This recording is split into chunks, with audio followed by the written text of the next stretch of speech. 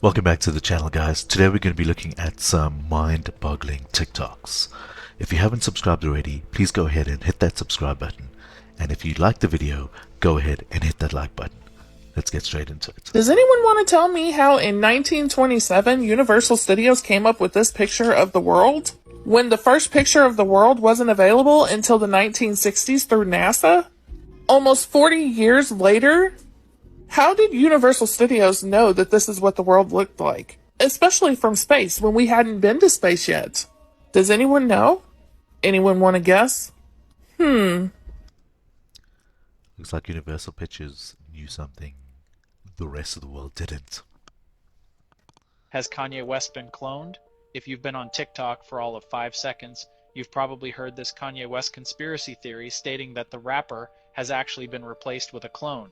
But where does the conspiracy come from?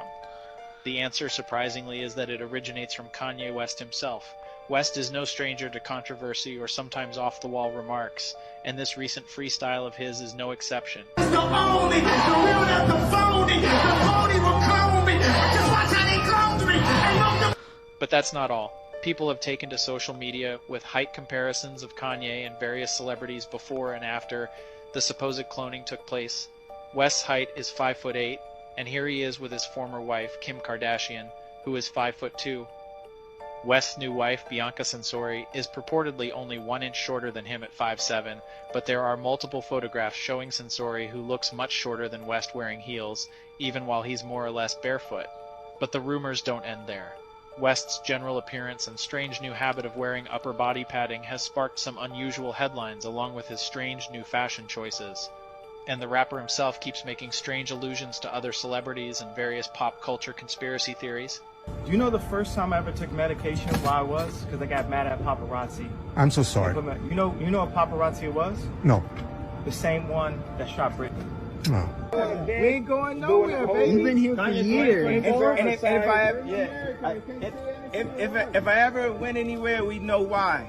You understand what I'm saying? West and Censori also made headlines after West's recent attack on the brand Balenciaga for its recent highly controversial and incredibly shady ad campaign, only to show up shopping at a Balenciaga store. Definitely an unusual 180 to make after coming out so hard against the brand.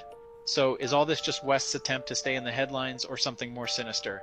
I'll let you be the judge, but I'd love to know what you think. Is Kanye West a clone, or is this all just one big publicity stunt? I think there are so many questionable things around Kanye West, especially in relation to how he looks, how he acts, and the things he has said recently. They might come after me for telling you this. Moving on to the end of our list here, we have the Rothschild Rockefellers. This refers to the two most powerful and richest families in the world. Starting off with the Rothschilds, which was 5 brothers that basically own and control the banking in all of Europe. Through this, they amassed a fortune, and since then have funded major military efforts, bailed out banks and even governments, and basically have their companies and hand in almost every country across the world. On the other side in America, we have the Rockefellers, who amassed their fortune through industrialization and the monopolization of the oil company. With this money, they were able to fund such projects like the atomic bomb, the invention of nuclear weapons, and even had a major role in funding and creating the UN. The actual net worth of both these families is unknown, but it could be anywhere from 500 billion upwards to the trillions. And the theory here is that they control everything, from what you hear, to the money you receive, to the systems put in order that you follow. And of course, guys, with a lot of money comes a lot of power. But power leads to dangerous situations. And even though this is theory, revealing this information could be very dangerous because I think that's probably a great example of nepotism and generational wealth.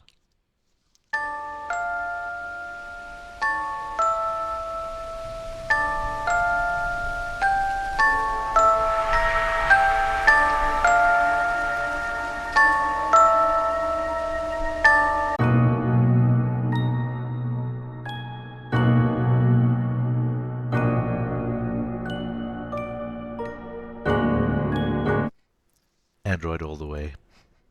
Andrew Dawson filmed what he claimed was a giant on top of a mountain in Jasper National Park in Alberta, Canada. In the following days, he tried to get closer to find and film the creature, but in the process claimed to be stopped, harassed, followed, and stalked by the CIA. He then stops posting videos for over a month, and when he returns, uploads an update video that is extremely strange, and viewers pointed out that it seemed like it was forced. His next video that he uploads would be his last, because a month and a half later, sadly, tragedy struck. That's a brief overview of this strange saga. I just uploaded a full-length video documenting this on my YouTube channel. That one is totally strange in my opinion. I actually have no comments about that one. This poster that exposes every conspiracy theory on the planet. I need that poster. Today, we will decode the truth on the top-secret U.S. military base named Diego Garcia.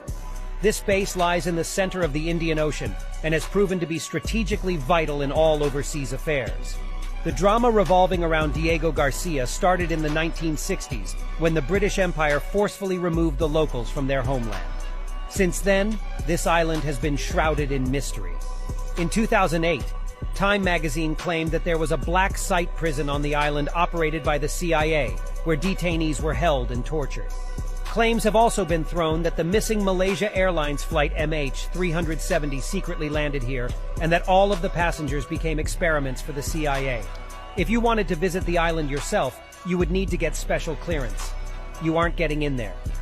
Diego Garcia has been a topic of conspiracy for decades now. Who truly knows what horrors go on beneath the surface of that remote island? I guess it's like the Epstein Island.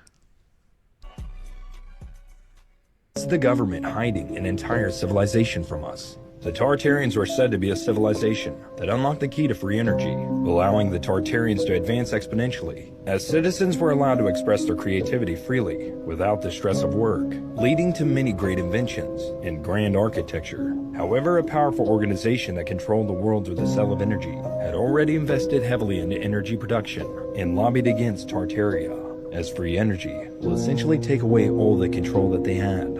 This organization tore Tartaria apart and erased them from our history books, making it seem like Tartaria never existed. But if you look carefully, the evidence of Tartaria is still there, in old maps, in architecture around the world that seemed to advance, places like the Taj Mahal, the Great Wall of China, or even the pyramids in Egypt looked way too advanced to have been built by the respective nations, but collectively, all have similar themes in their design, similar themes aimed at harvesting energy. So, wake up.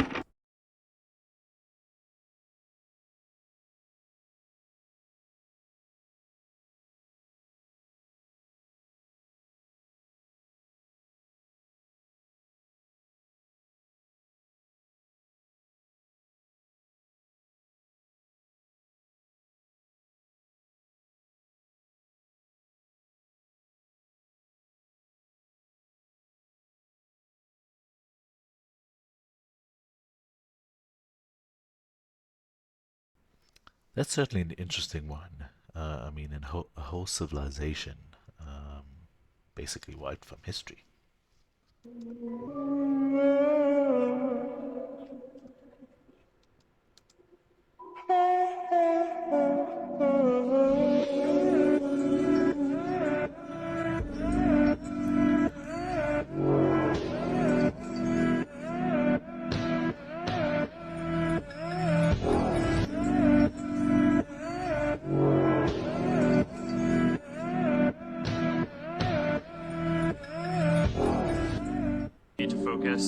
And try not to let stuff bother you as much as possible.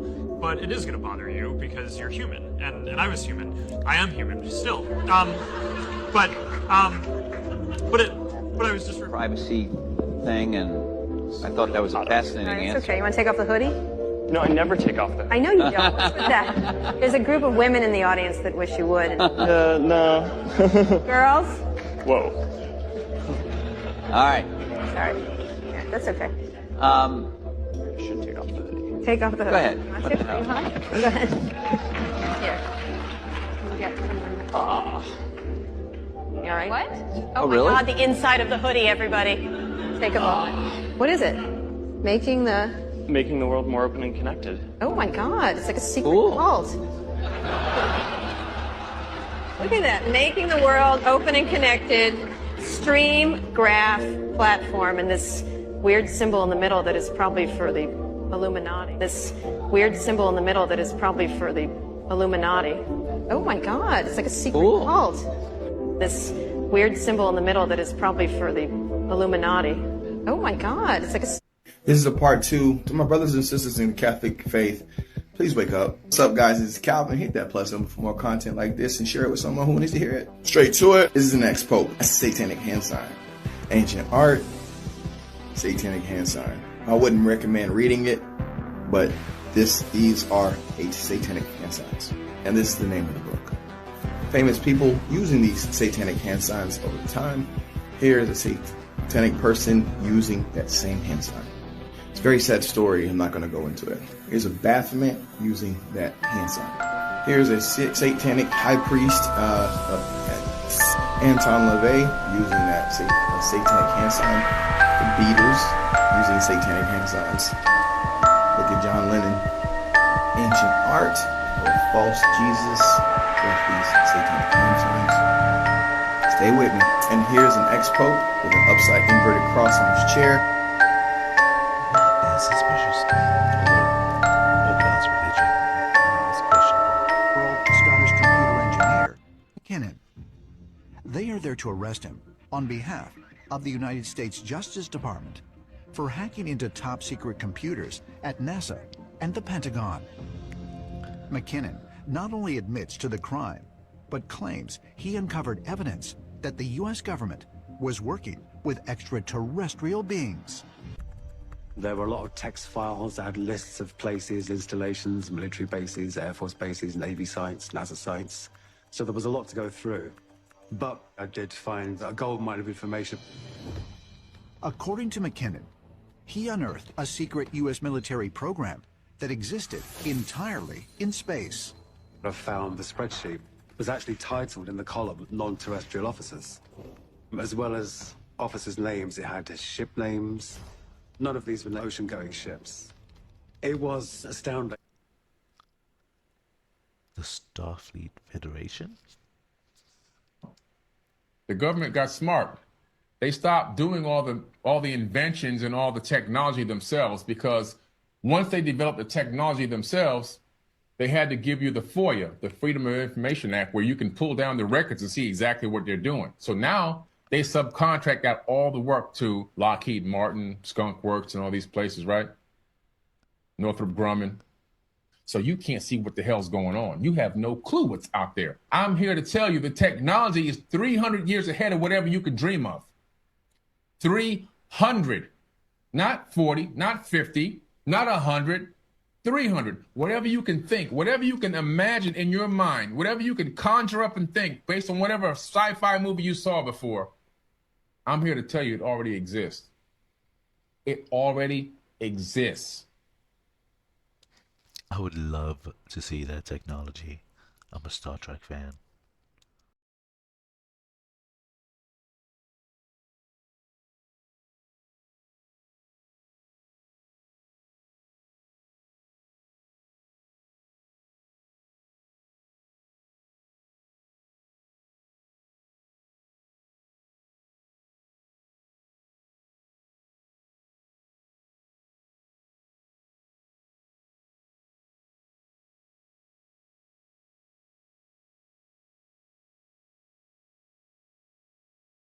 One point that I'll talk about without getting CIA's permission. Since World War II, we learned that there has been an alien hybridization of humans. Exclusively since World War II? World War II. That's when the CIA learned about it. World War II. That's what prompted me to look back at World War II and say, okay, where did this information come from? But still, it should be a DNA record of that. We should be able to tell them. Absolutely. And that's what's not released. That's still... Well, but I mean, this is being done by academics. It's, the government doesn't do the DNA research. Yes, we do. Yes, we do. Well, sure, but I would... it's not private, right? There's no classification of our DNA. You can't classify looking into our DNA. You can classify our DNA? You think that they're holding secrets of our DNA from us? Certainly. How could they do that? Because the law allows CIA and the intelligence community to do operations like that because no one bothers to read the law. So you think that they're going into like the university biology programs and saying don't study this, you can't publish these documents? No, that's not the way it's done. Wouldn't that mean they're also redacting information from organizations like 23andMe and Ancestry and those others? Once you give your blood, once you give your saliva to 23andMe and these others, if you read the fine print, you gave away your DNA for the purposes of creating scientific research. Yeah. Big pharma.